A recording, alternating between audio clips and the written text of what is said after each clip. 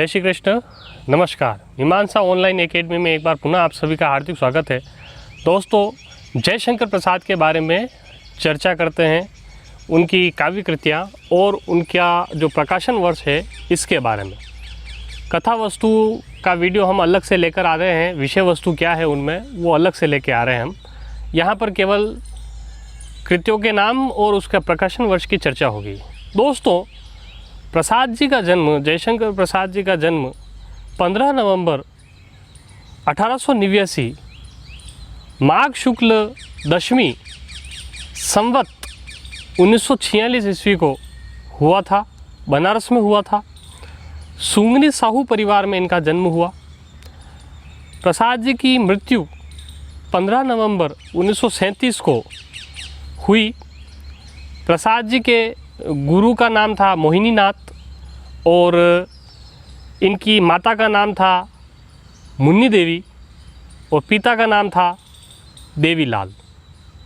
दोस्तों, प्रसाद जी का जो जीवन है वह काफ़ी संकटों से, कठिनाइयों से गुजरा। प्रारंभिक वर्षों के इनकी काव्य कृतियाँ इस प्रकार है। बात करते हैं जयशंकर प्रसाद की काव्य कृतियाँ और उनके प्रकाशन वर्ष। सबसे पहले उर्वशी 1909 ईस्वी में प्रकाशित हुई और 1909 में ही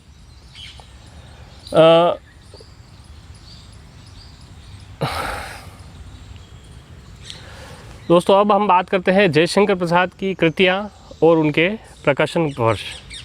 जयशंकर प्रसाद की 3 प्रारंभिक काव्य कृतियाँ हैं, उर्वशी, वन मिलन और प्रेम राज्य। ये तीनों रचनाएं उर्वशी, वन मिलन और प्रेम राज्य 1909 ईस्वी में प्रकाशित हुई थी। तो प्रसाद जी की प्रथम अगर काव्य कृति पूछा जाए तो उर्वशी। उसके बाद अयोध्या का उद्धार और शोकोच्छ्वास, ये दोनों काव्य कृतियाँ 1910 में प्रकाशित हुई। अयोध्या का उद्धार और शोकोच्छ्वास। उसके बाद काव्य कृति इनकी प्रकाशित हुई थी बभ्रुवाहन। बभ्रुवाहन जो है वो 1911 में प्रकाशित हुई थी। फिर आई कानन कुसुम जो कि 1913 में प्रकाशित हुई और उसके बाद प्रेम पथिक, यह 1914 में प्रकाशित हुई। प्रेम पथिक, इनके वर्ण्य विषय क्या हैं, इनकी कथा वस्तु क्या है, ये सब हम आगे के वीडियो में हम आपको बताएंगे। इसके बाद महाराणा का महत्व, यह 1914 ईस्वी में प्रकाशित हुई। फिर चित्राधार, यह 1918 ईस्वी में प्रकाशित हुई। उसके बाद झरना, यह भी 1918 ईस्वी में प्रकाशित हुई, झरना। फिर आंसू काव्य कृति 1925 ईस्वी में प्रकाशित हुई। उसके बाद आती है लहर जो कि 1933 ईस्वी में प्रकाशित हुई। और फिर आती है महाकाव्य, आता है महाकाव्य कामायनी 1936 ईस्वी में प्रकाशित। अब हम बात करते हैं जयशंकर प्रसाद के नाटकों की। यह तो बात हो गई काव्य कृतियों की। अब बात करते हैं नाटकों की। पहला नाटक है इनका सज्जन, जो कि 1910 में प्रकाशित हुआ था। तो सज्जन से चलते हैं। सज्जन 1910, फिर करुणालय 1913, फिर प्रायश्चित 1914, उसके बाद राज्यश्री 1915 ईस्वी में प्रकाशित हुआ, राज्यश्री। उसके बाद हम बात करते हैं विशाख 1921 ईस्वी में प्रकाशित हुआ। फिर अजातशत्रु 1922 ईस्वी में प्रकाशित हुआ। उसके बाद जन्मेजय का नागयज्ञ 1926 ईस्वी में प्रकाशित हुआ। दोस्तों, इन सभी प्रारंभिक नाटकों का हमने इनकी कथा वस्तु क्या है इसमें, इन नाटकों में, उसका हमने वीडियो बना दिया है, तो आप ज़रूर देखिए। बाद के जो ये नाटक आ रहे हैं, जन्मेजय का नागयज्ञ, चंद्रगुप्त वगैरह, इनकी भी हम कथा वस्तु आपके सामने जल्दी लाने वाले हैं। जन्मेजय का नागयज्ञ 1926 ईस्वी में प्रकाशित हुआ। कामना 1926 से 27 ईस्वी में प्रकाशित हुआ, कामना। उसके बाद स्कंदगुप्त 1928 ईस्वी में प्रकाशित होता है। यह प्रसाद जी का प्रौढ़ नाटक है।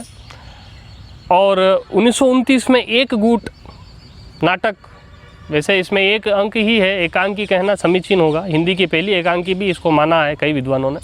एक गुण प्रकाशित होता है 1929 में, उसके बाद चंद्रगुप्त नाटक प्रकाशित होता है 1931 में, और उसके बाद प्रसाद जी का अंतिम नाटक आता है ध्रुव स्वामिनी, जो कि संक्षिप्त नाटक है और रंगमंच की दृष्टि से, अभिनय की दृष्टि से बड़ा श्रेष्ठ नाटक है, क्योंकि संक्षिप्त उसका कथानक है। इसके बाद हम बात करते हैं आगे प्रसाद जी के उपन्यास।